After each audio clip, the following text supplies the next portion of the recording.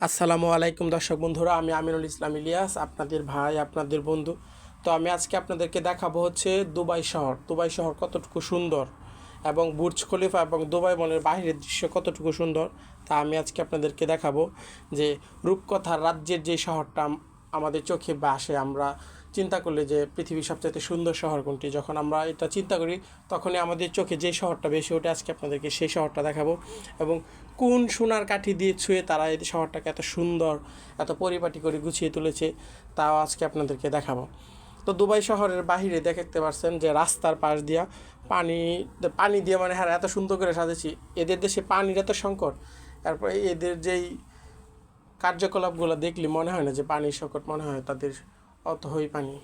তো দেখতে পাচ্ছেন সকল কিছুর মাঝখান দিয়া ঝর্ণা, পানির প্রবাহ, বড় বড় লেক করে রাখছে, অনেক সুন্দর। তো দুবাই শহরের রাস্তাঘাটগুলো দেখেন কতটুকু সুন্দর। এটা আপনাদেরকে স্লো করে দিছি হচ্ছে এই কারণে, যাতে আপনারা ভিডিওটা দেখতে পারেন, পুরোটা বুঝতে পারেন।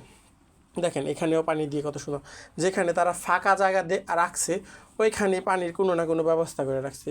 আর রাস্তার পাশে এত সুন্দর সুন্দর টব দিয়ে রাখছে, টপের মধ্যে গাছ হয়ে রাখছে। এত তাপমাত্রা 60 ডিগ্রি 65 ডিগ্রি তাপমাত্রার মধ্যেও এই গাছগুলো জীবিত থাকে। আর রাস্তার পাশে তো আছেই সবার প্রিয়, আমাদের প্রিয় দামি দামি এক্সক্লুসিভ ব্র্যান্ডের গাড়িগুলো রাস্তার পাশে দাঁড়ায় রয়েছে, যা আমাদের দেশে, আমাদের শহরে খুবই নগণ্য, বা রাস্তাঘাটে বেরোলেই দেখাই যায় না এরকম। আর এখানে আপনি Rolls Royce, Range Rover, Audi, Prado, Mercedes, BMW সকল ধরনের গাড়ি দেখবেন রাস্তার পাশে যেখানে সেখানে দাঁড় করায় রাখছে। তো দেখেন এইখানেও একটু ফাঁকা জায়গা আছে, এখানেও কী অবস্থা, এখানে কত সুন্দর করে রাখছি। আর এরা ভিতরে থেকে বাহিরের দৃশ্যগুলো অসাধারণ সুন্দর, অনেক সুন্দর করে রাখছে। তো আমি এখানে একটু ফটোশ্যুট করে নিলাম, আমার দেখতে পাচ্ছেন আমি একটু ভিডিও করে নিলাম।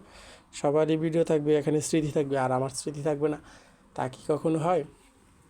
তো দেখতে পাচ্ছেন এখানে, আর এই যে এখন যে বাসগুলো আপনারা দেখতে পাচ্ছেন, এই বাসগুলো হচ্ছে যে দুবাই যে মেন শহর, এই শহর থেকে আপনাকে পুরা দুবাই শহর ঘোরানোর জন্য এই সার্ভিসগুলো, এই ট্রান্সপোর্টগুলো দুবাই সরকার এই খুলে দিছে, যে এখান থেকে আপনি ইচ্ছা করলে দুবাইয়ের আনাচে কানাচে যত সুন্দর সুন্দর দর্শনীয় জায়গা আছে আপনি সবগুলোই দেখতে পারবেন। যেমন হচ্ছে মেরিনা বিচ, বুর্জ আল আরব, দুবাই ফ্রেম, যত বিখ্যাত বিখ্যাত জায়গা আছে সবগুলো আপনি এখানে যেতে পারবেন মাত্র অল্প কিছু টাকা দিয়ে। আপনাকে টিকিট কাটতে হবে তারপর। তো বাইরের যে এখন যে দেখতে পাচ্ছেন ফ্লাইওভারগুলো কত সুন্দর। আর আমাদের বাংলাদেশের ফ্লাইওভারগুলো তো পোস্টারের কারণে, ব্যানারের কারণে ফ্লাইওভারের যে এগুলো দেখাই যায় না। তো আপনি রাস্তা পারাপার হবেন, তো আপনার মাথায় রাখতে হবে যে আপনি ওই যে যখন রাস্তা পারাপার হবো, আমাদের বাংলাদেশের মতো না, আমরা তো রাস্তা পারাপার হলে ডান পাশে বাম পাশে দুনো দিকে দেখি, কিন্তু আপনি যদি এখানে রাস্তা পারাপার হন, আপনার ডান পাশ বাম পাশ দেখতে হবে না, আপনি সোজা হাঁটবেন, গাড়ি আপনি দাঁড়ায় যাবে। তো আমরা ঘুরতে ঘুরতে এখন একটা ওয়াশরুমে চলে আসলাম। তো দেখাবো আজকে ওয়াশরুমের ভিতরে কতটুকু সুন্দর আছে, মানে তারা ওয়াশরুমটারে কতটুকু সুন্দর করে রাখছে তা যদি আপনি দেখেন তাহলে আপনি ধারণা হবে যে পুরো দুবাই শহরটা তা কত সুন্দর।